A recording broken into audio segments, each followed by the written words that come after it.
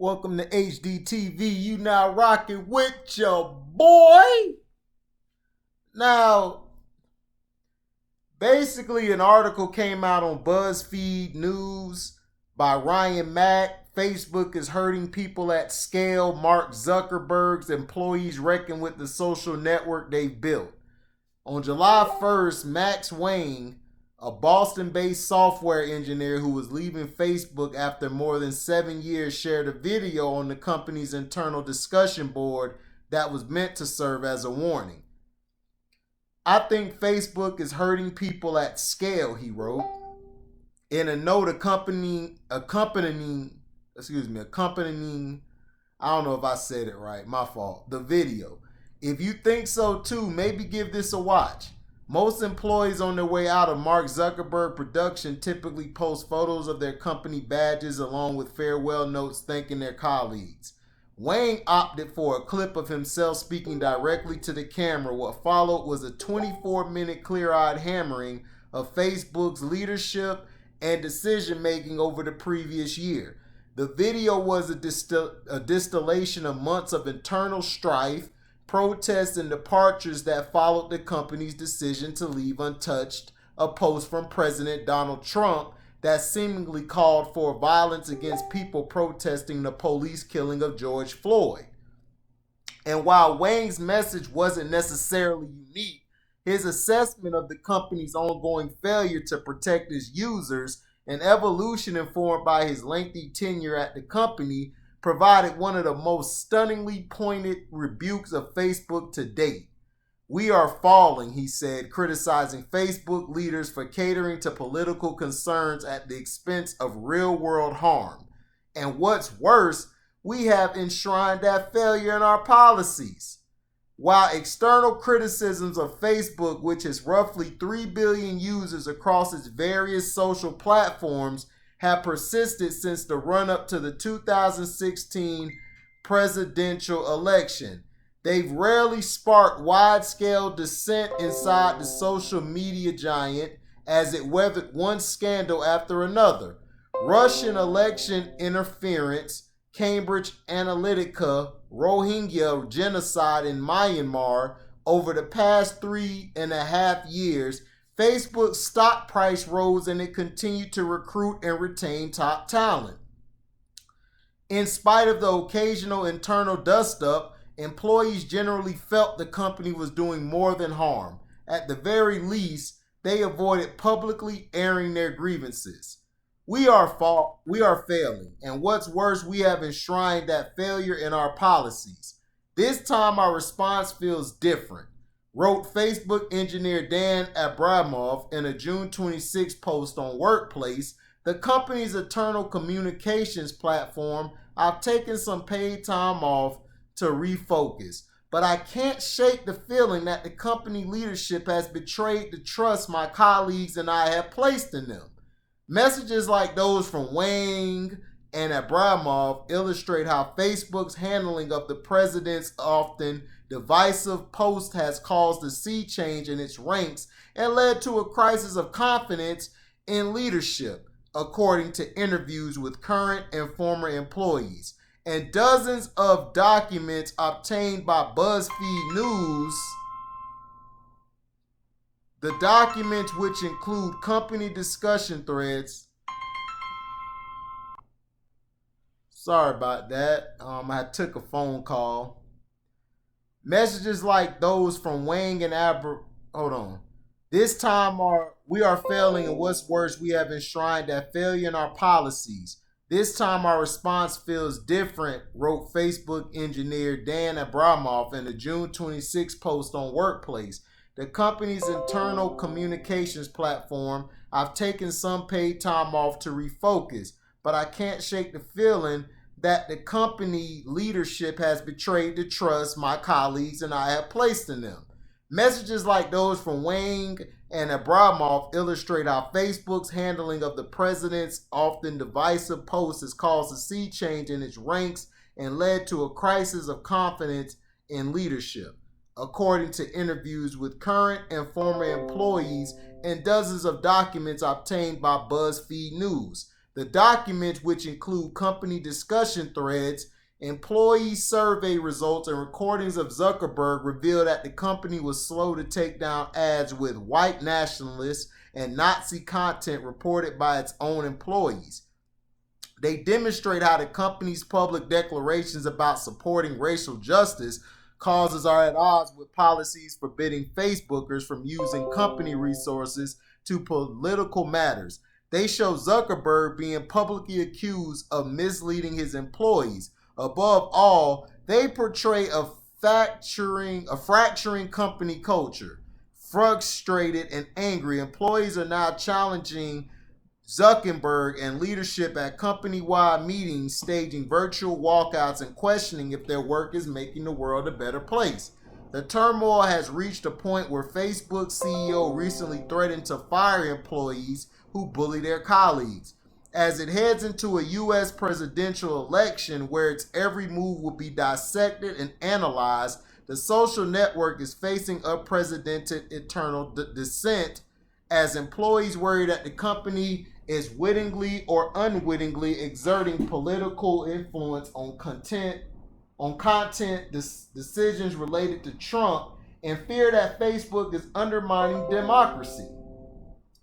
Come November, a portion of Facebook users will not trust the outcome of the election because they have been bombarded with messages on Facebook preparing them to not trust it.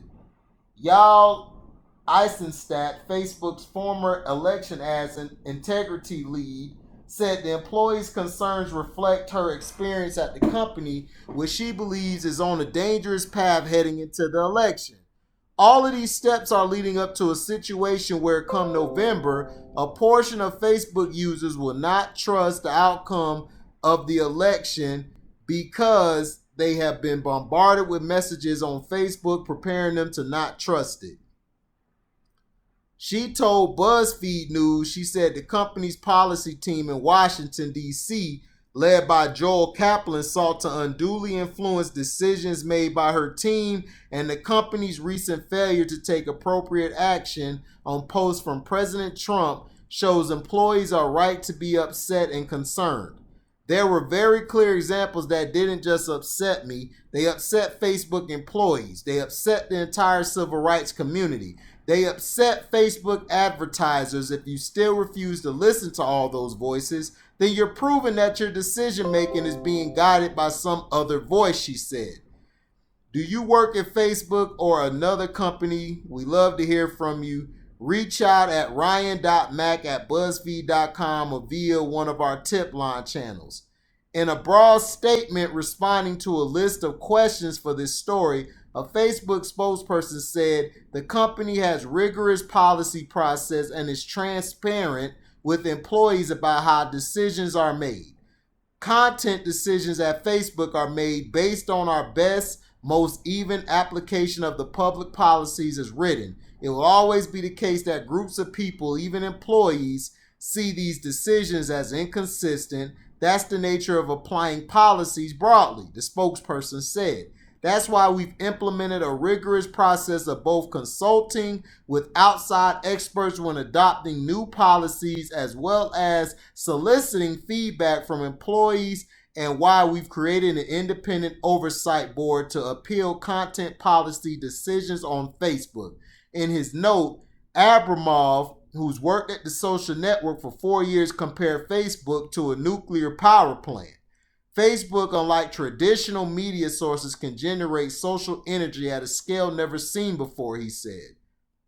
But even getting small details wrong can lead to disastrous consequences, he wrote. Social media has enough power to damage the fabric of our society. If you think that's an overstatement, you aren't paying attention. Now, this is a quote on, I believe, Facebook or Twitter by Donald J. Trump. I can't stand back and watch this happen to a great American city, Minneapolis. A total lack of leadership. Either the very weak radical left mayor Jacob Frey get his act together and bring the city under control, or I will send in the National Guard and get the job done right. These thugs are dishonoring the memory of George Floyd, and I won't let that happen. Just spoke to the governor, Tim Walz, and told him that the military is with him all the way. Any difficulty and we will assume control. But when the looting starts, the shooting starts. Thank you. Facebook, President Donald Trump's Facebook post from May 29th. So it was a Facebook post, not a Twitter. Excuse me, I was wrong. It's a Facebook post. President Donald Trump's Facebook post from May 29th. I know doing nothing is not acceptable on May 28th as protests against police brutality raged in Minneapolis and around the country. President Donald Trump posted identical messages to his Facebook and Twitter accounts, which have a collective 114 million followers. Just spoke to Governor Tim Walz and told him that the military is with him all the way. The president wrote that night, any difficulty and we will assume control, but when the looting starts, the shooting starts. Within a matter of hours, Twitter placed Trump's post behind a warning label, noting it violated its rules around glorifying violence. So I guess he did do it on Twitter as well. So I don't know. I believe it's Twitter and Facebook. Sorry. Meanwhile, Facebook did nothing. It had decided that the phrase, when the looting starts, the shooting starts, which has historical ties to racially oppressive police violence, did not constitute a violation of its terms of service. In explaining the decision the next day, Zuckerberg said that while he had a visceral negative reaction to the post, Facebook policies allowed for discussion around the state use of force. Moreover, he argued that in spite of the phrase historical context, it was possible that it could have been interpreted to mean the president was simply warning that looting could lead to violence. Axios later reported that Zuckerberg had personally called Trump the day after the post. Employees already angered by the company's failure to take action against a post from Trump earlier that May containing a mail-in ballot misinformation revolted. In a workplace group called Let's Fix Facebook, the company, which has about 10,000 members, an employee started a poll asking colleagues whether they agree with our leadership's decision this week regarding voting misinformation and posts that may be considered to be inciting violence. About 1,000 respondents said the company had made the wrong decision on both posts, more than 20 times the number of responses for the third highest answered, I'm not sure. There isn't a neutral position on racism. I don't know what to do, but I know doing nothing is not acceptable. Jason Sturman, a Facebook design manager at Facebook, wrote on Twitter that weekend, one of the lengthy stream of dissenting voices, I'm a Facebook employee that completely disagrees with Mark's decision to do nothing about Trump's recent post, which clearly incites violence. I'm not alone inside of Facebook. There isn't a neutral position on racism.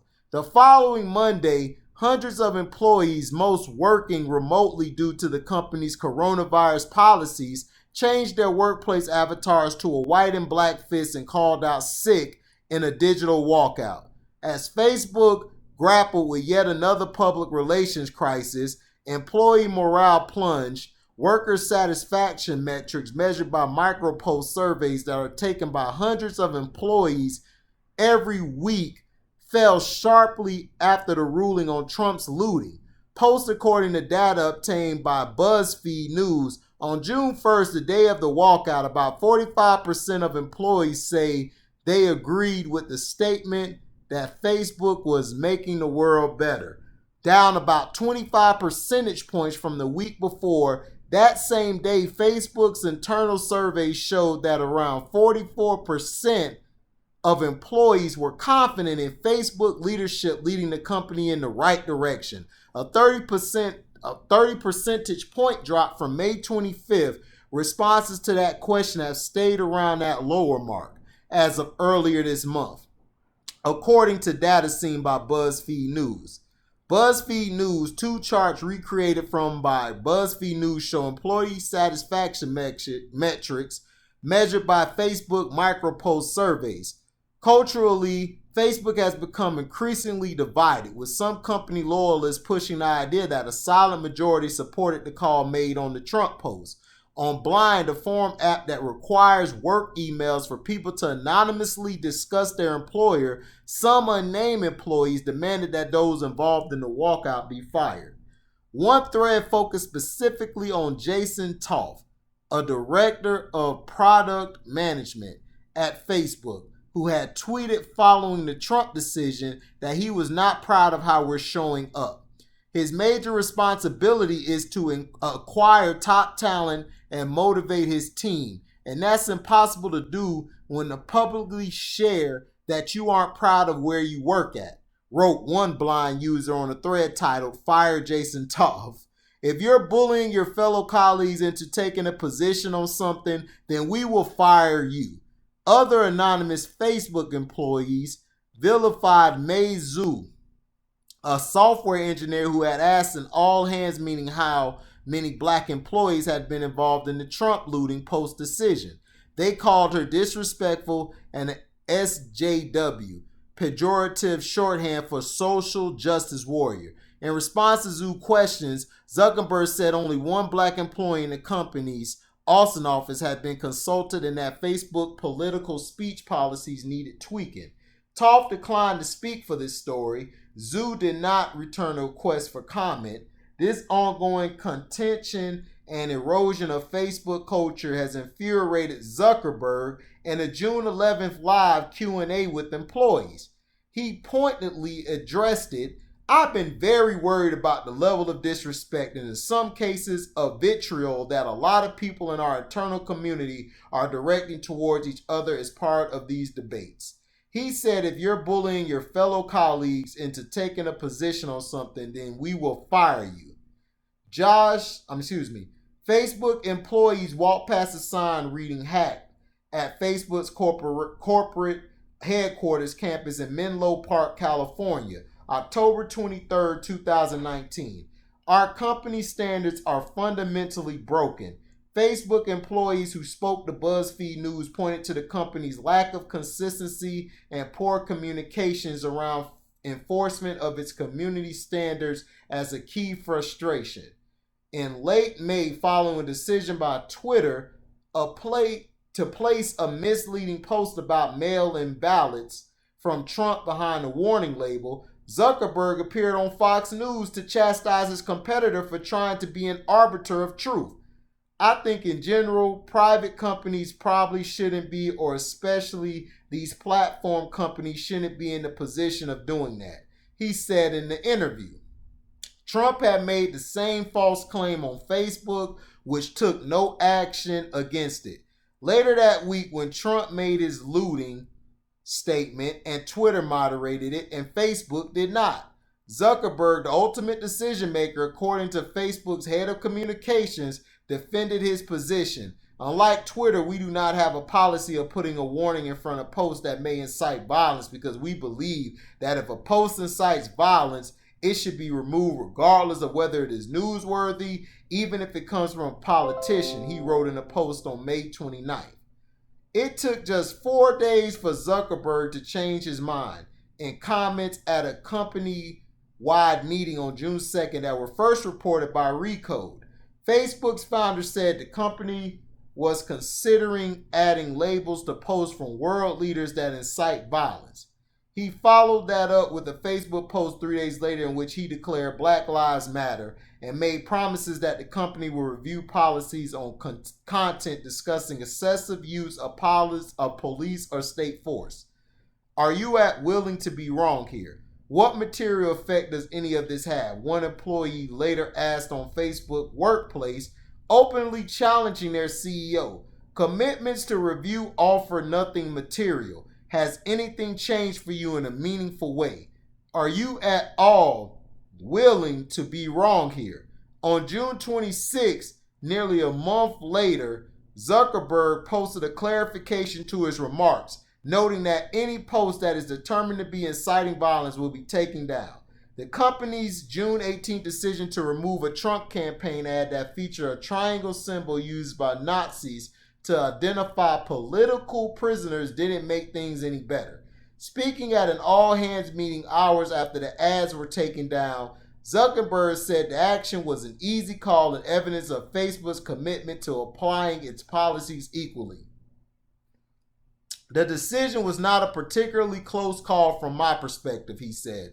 Our position on all this stuff is we want to allow as wide open an aperture of free expression as possible. But if something is over the line, no matter who it is, we will take it down. Documents reviewed by BuzzFeed News, however, revealed Facebook's decision to remove the Trump ads was not as simple as Zuckerberg claimed. In fact, the company failed to act on them until after it faced outside pressure and despite internal alerts from its own employees. On the morning before the ads were removed, a heated discussion took place among Facebook employees after at least 9 different people said they had reported the content but were told it did not violate company policy. I reported it and called it out as both possible hate speech and threat of violence. This is apparently not a violation of our CS because our CS are fundamentally broken. Natalie Troxell, a user experience employee, wrote on Workplace, referencing the company's community standards. Caitlin Sullivan, whose LinkedIn profile says she leads the Americans branch of Facebook content policy team, replied, saying the ad was still being evaluated and that the triangle without any more context doesn't clearly violate the letter there. It wasn't helpful to describe the company's process as broken, she added. The fact that this has even remained on our platform for this long is troubling. I stand by what I said. A world leader is promoting content on our platform that uses explicit Nazi imagery. Troxell responded. The fact that this has even remained on our platform for this long is troubling, another employee added. Troxell and Sullivan did not respond to requests for comment for this story. A Facebook employee who spoke to BuzzFeed News anonymously for fear of retaliation said they were flabbergasted. The ads weren't immediately ruled violative. There's a real culture within Facebook to assume good intent. This person said to me this was a case where you cannot assume good intent for a symbol that could be a Nazi imagery. They also were bothered that Facebook took action on the ad only after receiving questions from the Washington Post more than 12 hours after it had been flagged by employees. It certainly looks like a decision would not have been made the way it was had there not been media pressure and a larger than normal involvement of Facebook employees on those posts and threads on Workplace. The anonymous employee said the incident was yet another example of Facebook declining to act on violative content only to change its mind following public criticism. And once again, it raised questions about how decisions are made and whether policies are applied consistently or in reaction to negative publicity or political concerns. Eisenstadt, the former Facebook election ads integrity lead, said the company's failure to act quickly on the Trump ads and to moderate his looting posts are further evidence that political considerations and outside pressure are influencing policy decisions. They put political consideration over enforcing their policies to the letter of the law. She said, I can say for my time there that more than once the Washington policy team weighed in on appeals and decisions that made it clear there was a political consideration factoring into how we were enforcing our policy. They put political considerations over enforcing their policies to the letter of the law. A related scenario played out earlier this month over an ad run by a white nationalist Facebook page, White Wellbeing Australia. White people make up just 8% of the world's population, so if you flood all white majority countries with non-whites, you eliminate white children forever, the ad proclaimed. Facebook removed the ad and prevented the page from running paid content in the future, only after being contacted by BuzzFeed News on Wednesday, July 8th. But that move too came after a company employee flagged the ad and was told it wasn't violative. I reported the page in the post and was told that it doesn't meet the threshold for a content violation. Facebook project manager Matthew Brennan wrote on Workplace after the publication of BuzzFeed news story, "There is no doubt this is a white supremacy group and the post in question is not trying to hide that fact." Brennan, who saw the ad appear in his news feed, said friends and family in Australia raised concerns about the ad over the weekend, leaving him frustrated that there was nothing that could be done about it. "It wasn't exactly filling me with pride to work at Facebook," Brennan concluded. "I get the same from my wife, friends, and family." Another employee responded, "These decisions are going to be on the wrong side of history." Brennan did not respond to a request for comment. In the end, Facebook removed the ad and prevented the white nationalist page from running future ads. The page, however, continues to exist on the social network. Zuckerberg testifies before the House Financial Services Committee in the Rayburn House office building on Capitol Hill in Washington, D.C., October 23, 2019. Diversity is a huge problem. In his farewell video, Wang accused Zuckerberg of gaslighting employees and a bait and switch during an early June meeting in which the Facebook CEO explained the decision on the Trump looting post. Why was Zuckerberg only talking about whether Trump comments fit the company's rules and not about fixing policies that allow for threats that could hurt people in the first place, he asked. "Watching this just felt like someone was sort of slowly swapping out the rug from under my feet," Wang said. "They were swapping concerns about morals or justice or norms with this concern about consistency and logic, as if it were obviously the case that consistency is what mattered most." What the departing engineer said echoed what civil rights groups such as Color or Change have been saying since at least 2015. Facebook is more concerned with appearing unbiased than making internal adjustments or correcting policies that permit or enable real-world harm. "Watching this just felt like someone was sort of slowly swapping out the rug from under my feet." In a June 19th company-wide meeting, for example, Zuckerberg turned the question about the decision-making influence of Joel Kaplan, Facebook's vice president of global policy and a former member of President George W. Bush administration, into a discussion about the need for ideological diversity. Kaplan, already a controversial figure within Facebook because of his public support for Supreme Court Justice Brett Kavanaugh during his heated 2018 confirmation hearings, has drawn ire from external and internal critics alike, who say that his moves to placate conservative Facebook power users like Trump are driven by politics and not any dedication to policy. Eisenstadt told BuzzFeed News that a member of Kaplan's Washington policy team had attempted to influence ad enforcement decisions being considered by her team, which she considered highly inappropriate. In one example, her team was evaluating whether to remove an ad placed by a conservative organization.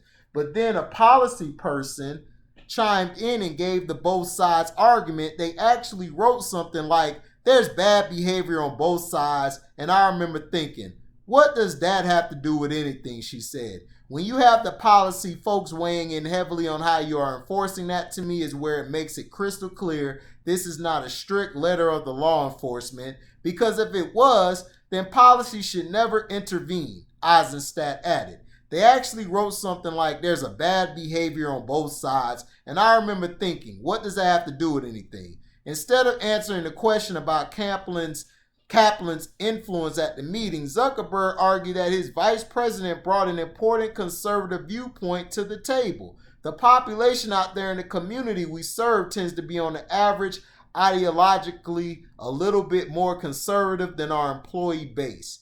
Zuckerberg said maybe a little is an understatement. For Zuckerberg, Kaplan's Republican leanings contributed to a good diversity of views within the company. But for critics, the idea that moderating calls for violence or hate speech or Nazi imagery is little more than wrangling a political disagreement is disingenuous and prevents the company from taking a stand on civil rights. He uses diverse perspective as essentially a cover for right-wing thinking when the real problem is dangerous ideologies. Brandy Colin Dexter, a senior campaign director at Color of Change, told BuzzFeed News after reading excerpts of Zuckerberg's comments, if you are conflating conservatives with white nationalists, that seems like a far deeper problem because that's what we're talking about. We're talking about hate groups and really specific dangerous ideologies and behavior. She said Zuckerberg's assertion that the team making key content and policy decisions is diverse was a huge problem.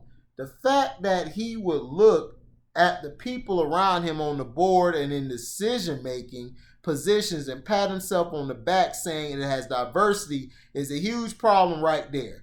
Collins Dexter added, referencing the company's overwhelmingly white C-suite. Facebook's recently completed civil rights audit reiterated concerns that the company's leadership and decision-making process are falling short. Many in the civil rights community have become disheartened, frustrated, and angry after years of engagement where they implored the company to do more to advance equality and fight discrimination while also safeguarding free expression. The auditors wrote after their 2-year assessment, if you are conflating conservatives with white nationalists, that seems like a far deeper problem. In light of that report, Facebook has promised change. The company added diversity and inclusion responsibilities to biannual performance reviews and elevated its chief diversity officer to report to Sheryl Sandberg, Facebook's chief operating officer. In mid-June, Sandberg said the company would commit $200 million to black-owned businesses and organizations on top of $10 million commitment to racial justice organizations made earlier that month. Even that decision was not easy. According to internal communications, asked during a June 11 all-hands meeting if Facebook would introduce a donation matching program presumably for black justice or organizations like many of the company's Silicon Valley peers. Zuckerberg asked for employees to be realistic because they were in the middle of global recession. Our revenue is significantly less than we expected it to be, he said a week before Sandberg announced a $200 million commitment.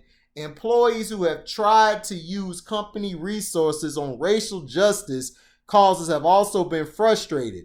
Every month, each of the company's full-time employees get $250 in ad credits to be used on the platform.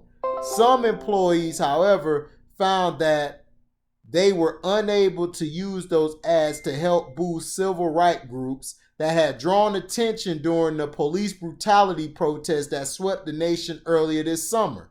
An internal document provided to BuzzFeed News noted that employee credits may not be used for ads related to politics or issues of national importance. For employees in the U.S., that means issues relating to civil and social rights, environmental politics, guns, health, and several other defined categories are off limits. It's infuriating, a current employee told BuzzFeed News. Zuckerberg speaking at a developer conference in San Jose, California in April 2019. Good politics, bad leadership. Outside calls for Facebook to change its policies like the stop hate for profit and boycott that now includes Coca-Cola, Starbucks, and Verizon have further ratcheted up internal tensions. 2 years ago, I wouldn't have had conversations with my colleagues where I would be supporting the advertising boycott, one employee told BuzzFeed News. But we are having those conversations now. This is largely unprecedented for Facebook, a company unaccustomed to widespread internal dissent. But Wang's departure video, the virtual walkout, and the recent drop in employee satisfaction show Zuckerberg's approach and fumbling explanations and reversals are beginning to take an internal toll. I think Facebook is getting trapped by our ideology of free expression and the easy temptations of just trying to stay consistent with an ideology, Wang said in his video. Wang's departure thread kicked off a discussion attracting comments from people like Yann LeCun, Facebook's head of artificial intelligence, After thanking Wayne for his thoughts, the executive pointed employees to his own June 2nd post in which he expressed concern that Facebook policy and content decisions are not geared toward protecting democracy. I would submit that a better underlying principle to content policy is the promotion and defense of liberal democracy. American democracy is threatened and closer to collapse than most people realize. LeCun wrote on June 2nd, I would submit that a better underlying principle to content policy is the promotion and defense of liberal democracy. LeCun did not respond to requests for comment. Other employees like Abramov, the engineer, have seized the moment to argue that Facebook has never been neutral despite leadership's repeated attempts to convince employees otherwise, and as such needed to make decisions to limit harm. Facebook has proactively taken down nudity, hate speech, and extremist content, while also encouraging people to participate in elections, an act that favors democracy, he wrote.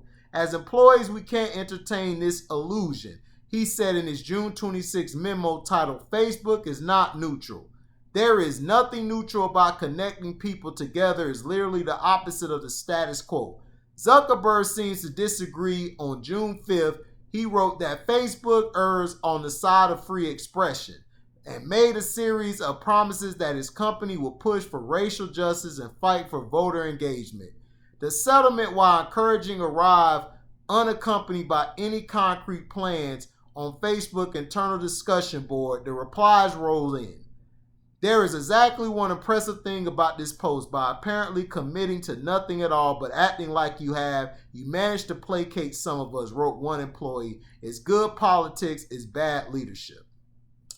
If you stayed around that long for this long behind article that basically shows that Zuckerberg is basically a borderline inside prejudiced person. If you stayed around this long, thank you. Because I know y'all going to probably cut it off because everyone's attention span is very short. But here's my thing. If this was a Jewish, or I say the fake Jews or white Jews, I call them the fake Jews. If this had something to do with them that was a social injustice, would Zuckerberg let a lot of this stuff Trump saying ride? No, because that is black people or black folk, I like to say. The reason he's letting it slide is because it's blacks. Trump gives him money. Trump is a guy who's a millionaire, a billionaire. I believe he's a billionaire. That slides. He's a business guy. He probably done work with Zuckerberg back in the day, and Zuckerberg is like, whatever. Zuckerberg is a pink folk. Now, if this has something to do with the fake Jews, Zuckerberg would have took that down. He would have said, you know what? This is bad. That is injustice. I'ma take it down. But because it has something to do with George Floyd and black folk, he don't care. He's going to let it slide.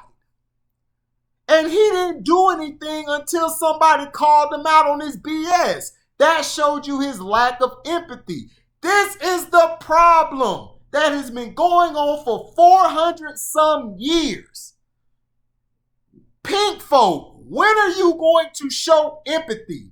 I'm not saying all of you. I'm saying the majority of you. I even see it on Facebook in a group I'm in. They basically say, no, get back to work. Forget that social injustice because it's not happening to them. If the pink folk had a lot of this stuff happening to them in 400 years, they want to survive. They want to survive. They would have been hurt. They would have been done. They would have been like, I can't handle this. I'm going to kill myself. I can't do this. They complain about if their grass isn't right or if something isn't put up right, or if they will complain if it's a piece of paper on the side of the sidewalk. They'll go to the person who's in charge of the neighborhood, which is the alderman, and tell them, I need that paper picked up now. But when it comes to black folks, us expressing our pain, expressing what we've been going through, expressing the social justice that we are looking for, we get put to the side. And they'll be quick to say we're being anti-Semitic. Pink folk, you are not the Semitic people. Let's just end that now. You're not the Semitic people. You guys are copycats. You stole everything, and now you want to make it yours, and you've been getting away for it. Now that we got technology that's showing all of your faults, you guys are still walking around blinded like, oh, this ain't nothing. You know, we're just going to let that slide. They literally, like I just read, have something that says that it affects white people if they see black social injustice and showing what has been done to black people. Pink folk are basically like, this is hurting our children. No, it's helping your children because we need them to change what you guys aren't trying to do. We need the new and next generation of pink folk to understand our plight, to understand our pain. Like Bill Clinton said, your own pink folk guys said, racism is your problem, not ours, not black folk. It's your problem. When are you guys going to step up? Mark Zuckerberg is a scumbag. You're a scumbag. And one day you're going to reap what you sow. And when you do, I can't wait. So you can deal with what we've been dealing with for 400 some years. Your employees have called you out and seen the dumbness that you have done and what you have allowed. You'll allow KKK or anybody to promote their stuff on Facebook, but if a black person puts up the Torah, which is the Bible, which is the real Bible, the Torah or the Quran, you're going to take that down because you see that as it's divisive. Donald Trump is divisive. This guy, I can't believe people are supporting him saying, look what he's done to the economy. He hasn't done nothing. He has brought nothing but division. He has turned blacks against Mexicans, blacks against whites, keeping us as the forefront of being hated on. Just like the soldier, the one woman who was Mexican, I believe, died. They put up quick. A black man killed her. You know why they did that to all my Mexican people? Because they want us to beef with each other. They want minorities to hate each other while the white person sit over here eating their pumpkin pie and eating their expensive meals. I'm tired of this. This is 2020, and it feels like it ain't nothing that has changed. Martin Luther King and Malcolm X are turning in their graves right now because we have not changed. The nation is not changed. The nation is full of it. So black folks, we need to take our black dollar to ourselves. We don't need to support them, but we have no choice because they done stranglehold all the small businesses, so now nobody can eat. Everybody, we have to go to the Walmarts. We have to go to the Targets. We have to go to all these other stores, the Best Buys and all that, where they're eating. But this is funny. The fake Jews, if they were getting dissed, guess what would have happened? It would have been action. Mark Zuckerberg, you are a bum, you are an itch, and you are a buster. We are out. Please, if you stayed along this long for the video, I commend you. Thank you so much. If you didn't, I'm sorry. I will make another video where you will be entertained and it will be shorter, but this had to be said. And please like, comment, subscribe, and share this to everybody. We are out. Live boy.